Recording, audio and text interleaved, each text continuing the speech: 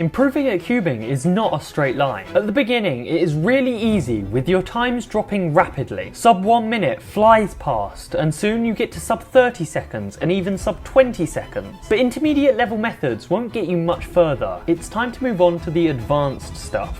See, when I got to sub 20, like most other cubers, I tried to find every way that I could improve. From searching YouTube, poorly designed websites, PDFs and Reddit posts. But nothing can prepare you for how many ridiculously advanced methods there are. And it was all too much. So after posting nearly weekly on this channel and cubing at every opportunity I had, I took the longest break I've ever taken since the first time I picked up a cube. So if you're pushing really hard to improve at every opportunity, then maybe reconsider, because this can actually cause you to lose the want to cube and slowly start to get worse. It's not as simple as just cubing hard and getting results. There is actually a formula to success. I mean, just consider deliberate practice and how it can integrate perfect habits. Or what about learning all of the algorithms in the most efficient ways to ensure the fastest possible solve? There is so much, but the more I learnt about this, the less I wanted to cube because of how impossibly difficult it all seemed. It just becomes so apparent that even if I devoted all of my time and energy to cubing, I would never be as good as the top cubers. But eventually, I realised that this is not what's important. See, every time I sat down to cube, I couldn't just do solves because that wasn't efficient. Instead, I had to stick to the formula because if not, it would simply be a waste of time. I was no longer cubing for fun, I was cubing for performance.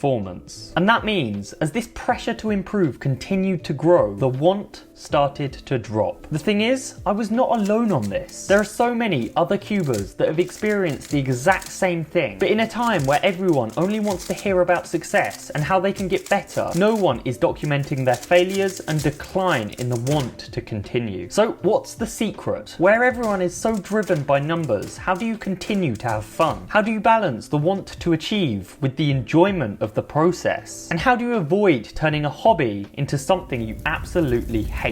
See, I've actually taken a large break from cubing twice. Once a few years ago and the other very recently. So this is still a mistake that happens regardless of experience. I mean, in many ways, the top cubers and creators are correct. There is a most efficient way to practice, which when applied properly can massively improve your times. But in reality, there is so much more to the hobby than just that, which is where the common advice starts to become so much less reasonable. Because when you start to apply these key points of success to every practice session, you are missing out on the main thing that makes cubing fun, the individual ways we all enjoy it. So what can we do about this? Well, for me, it was a combination of finding what I found the most enjoyable, which was doing solves and making videos, along with how I could have fun whilst practicing, which is ensuring I only practice in short bursts so it doesn't become boring. And yes, this is going to mean that I'm not improving at the same rate as I was before, but realistically, it wasn't worth it because of how much I lost in the 6 months I took off as a result of this improvement. But back to the point, the benefit of finding what you enjoy the most is so important, as now you can integrate this within the practice sessions so that they don't become the reason you start to hate the hobby. On top of this, it is important to understand that not every session needs to be the one that is going to improve your solves. Right now, I will often just sit down and cube without the intention of making any large changes to my technique or performance. And whilst I am still very competitive in always wanting to get a new PB single or average, I understand that this can happen without the need to constantly be critiquing every mistake that is made. And like I mentioned earlier, it can be really demotivating to see all of the top cubers solving in seconds and how you are never going to get to that point. But having the realization that cubing is not about other people, it's actually supposed to be all about self-competition in always trying to beat your previous times, but not in an overly competitive way, because this can also lead to losing the want to cube, but more so in a fun, challenging way. And finally, sometimes you do just need a break. If we look at JPerm, he has pretty much stopped uploading, but is finding massive amounts of success on another channel, which is clearly where he is finding enjoyment. And I'm sure that when cubing eventually eventually comes back, because somehow it always does. He